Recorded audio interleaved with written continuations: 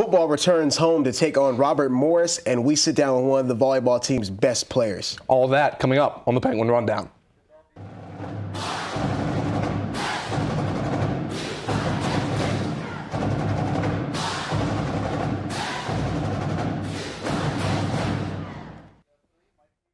What's up, Penguin Nation? I'm Lincoln Williams alongside with the beautiful, the awesome Mike Yerstowski. Mike. I was going to say, I don't have a Penguin tie like John has had the past couple weeks. I don't think you should. I think I got a better looking face, so I think that makes up for it. I think he should burn every Penguin tie that he has. I mean, I got better hair. You do got better hair. Yeah. It has not moved this entire set. It hasn't, and I hope it doesn't, so it's all good. What kind of mousse you got? Actually, it was no mousse. It was a little bit of a gel with a hair dryer, and a lot of hairspray. You're a hair dryer. Mm-hmm. So, guys, we got a lot going on. Mike, what are we starting with? We're starting with some soccer. Yeah. Let's talk about it. The soccer team was back in action this past weekend. Friday, tough sledding for the Gwins as they were shut out 6-0 to St. Bonaventure. Then on Sunday, the Penguins returned home to take on Xavier, and we'll take a look at the game. We'll pick it up at Farmers National Bank Field in the 32nd minute when Xavier's Tory Davis will get the Musketeers on the board 1-0 with a beautiful shot there. Then in the 39th minute, miscommunication between the Xavier defenders and Allison Green takes advantage and puts it in the back of the net, tying all things up at 1. That was Allison's first goal of the season. But in the 60th minute, Xavier on the attack again and a nice cross with Samantha Dewey heading into the back of the net past Katie Montgomery. That put Xavier up 2-1. But that will not last long as 2 minutes later, Xavier commits a foul outside the box and Ernestina Ambambilla, watch this, puts it into the left side of the net on the free kick. That's her 5th goal of the season, tying things up at 2. But in the 73rd minute, miscommunication between YSU's defenders and Katie Montgomery as the ball bounces into the back of the net. That puts Xavier up 3-2, and that's how it'll end with the Musketeers beating the Penguins 3-2. Now we take a closer look at Ernestina Ambambilla's season to this point. The midfielder has scored or assisted on each of YSU's last 8 goals and with 5 goals and 5 assists through 7 games. The junior also leads the Horizon League in goals, goals per game, assists per game, points, and points per game. The Gwins now sit at 2-4-1 and will open up Horizon League play against Oakland tomorrow before getting back on the road for a 3-game trip. It's that time again, Penguin fans. The men's golf team opened their fall season this past Monday and Tuesday by competing in the Joe Faganis Marshall Invitational. Tough first showing for the team, and the Gwins finishing at 16th overall with a total 3-round score of 905. YSU's best round came Monday afternoon when they carded a 294. Dom Carreno was the Gwins' top individual performer as he finished with a total score of 224. Catch the men back in action on September 17th and 18th at the Eastern Kentucky Intercollegiate, sponsored by Raising Cane's Chicken. Make sure to visit YSUsports.com for live stats and results of the tournament.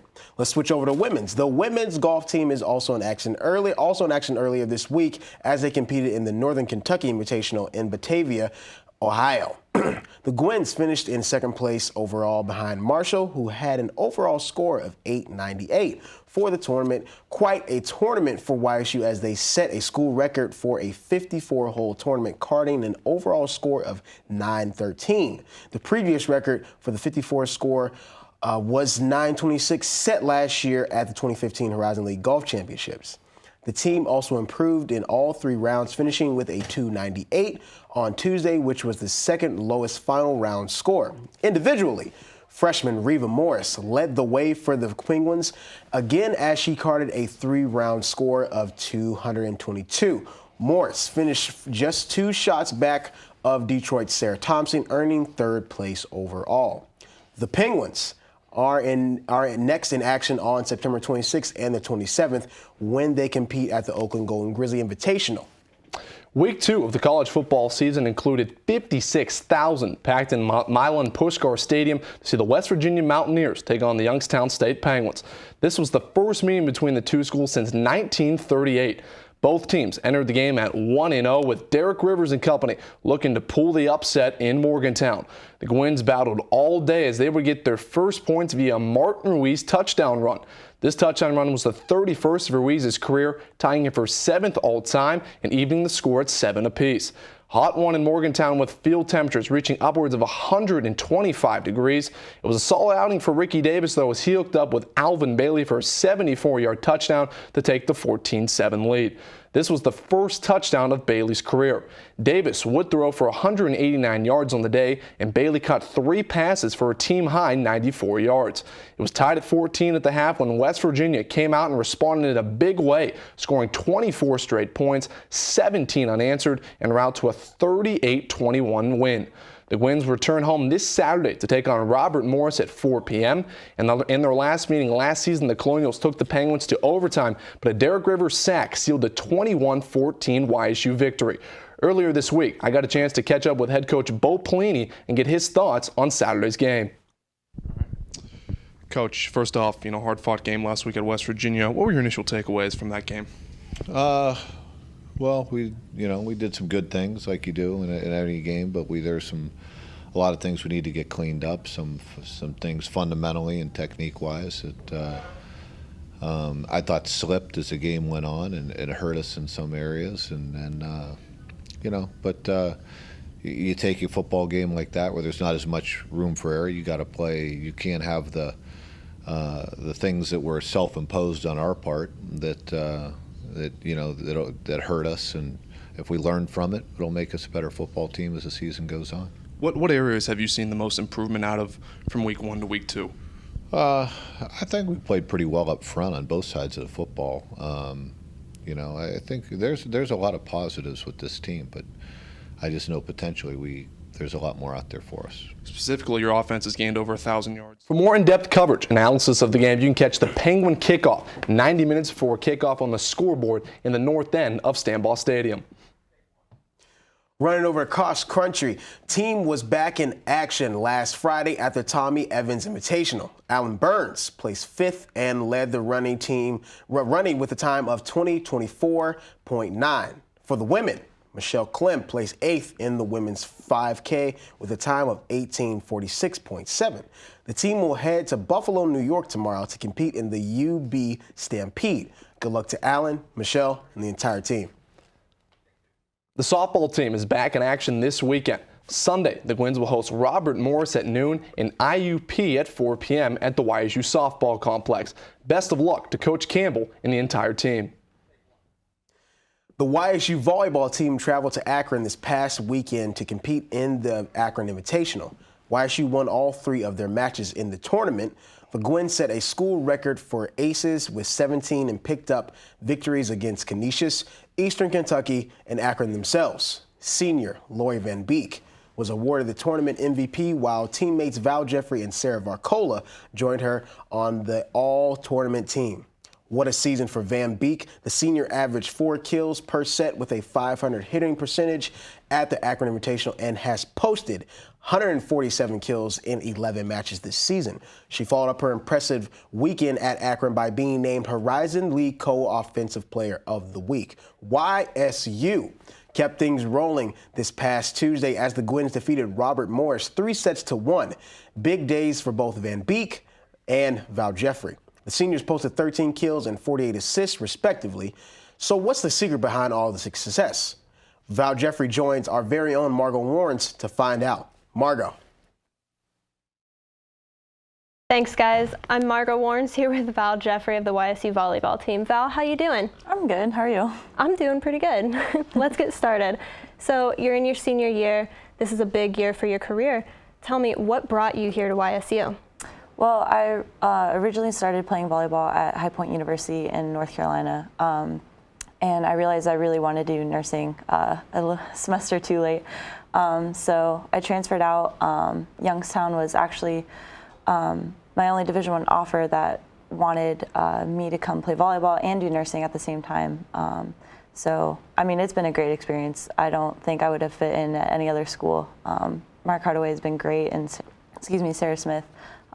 They really worked with my nursing schedule, so it's been awesome. Good. That's really great to hear, actually. Now, Val, you have received multiple accomplishments, being named all-tournament team more than one time. Tell me, what has helped you to start the season out so strong? I think we've been working really well together as a team. Practices have been pretty tough. We're holding each other accountable, and we have a lot of returners. Me, Sam Brown, Lori. I think we play a big role on the offense. And we all, we step up as leaders, as we lead by example. So I think everyone's kind of looking at that and, looking to us to, kind of lead the charge. So we've just been taking on that role. So now you're also a team captain. So tell me, in terms of responsibility, what you do for the team. Sure. Well, I tell them what practice shirts we wear, what time we have to be on the bus and stuff like that. But that's like little things. I definitely try to lead by example, hold everyone to a higher standard. But everyone kind of does that on their own. We keep each other accountable, which has been really good. I think we did not have that a couple years ago. So it's a really nice change to see, everyone pushing each other, just wanting everyone to be excellent, like playing for each other. So Good. Now, you've been on a run sweeping at the Akron Invitational. You also got a big win against Robert Morris Tuesday night. Tell me, what's been fueling this winning streak? I think we have just been changing our attitude in practice, having every touch count as something, like I told the team, you got to treat every practice, every time you touch a ball like it's the last time. You have to act like you're a senior. It's hard for, obviously, freshmen to, understand that because they have 3 more years left. But, you never know when it's going to end. So I tell them to just, enjoy it, enjoy each other, enjoy the experience, because it's a once-in-a-lifetime opportunity that, a lot of student athletes don't get to do. So, and that's so true. Yeah. Now, this weekend you're heading to Dayton for the Flyer Classic. Tell me, what do you think the team has to do as a whole to continue this winning streak? I think we still need to focus on us. That's been the biggest key to our success, I think. We key on a few things that our opponents do, and then, we execute and we change with, as the game changes, as the opponent is starting to figure us out, we adapt pretty quickly. But for the most part, we focus on ourselves, doing the little things right, holding our passes, closing our block, just certain little things that we reduce, like unforced errors. So if we just focus on us and, contain the other team, then I think we'll be good for this weekend. Yeah. All right. Well, I want to say thank you for sitting down with me today, and we wish you the best of luck as you go into this tournament this weekend. And you guys are looking great. Keep it up. Thank you. All right? Thank you so much. Back to you guys. Excellent job, Margot. Always a pleasure having you over there talking to our great athletes. And Val, always a pleasure having you on the show. Thank you so much for joining us today. You guys can catch the volleyball team in action tomorrow as they travel to Dayton to take on Southern Illinois at 3:30 p.m. in the Flyer Classic. So, Mike, it's time for that play of the week. It's time for the play of the week. The Penguin play of the week is finally back, ladies and gentlemen, as we'll take a look at it here.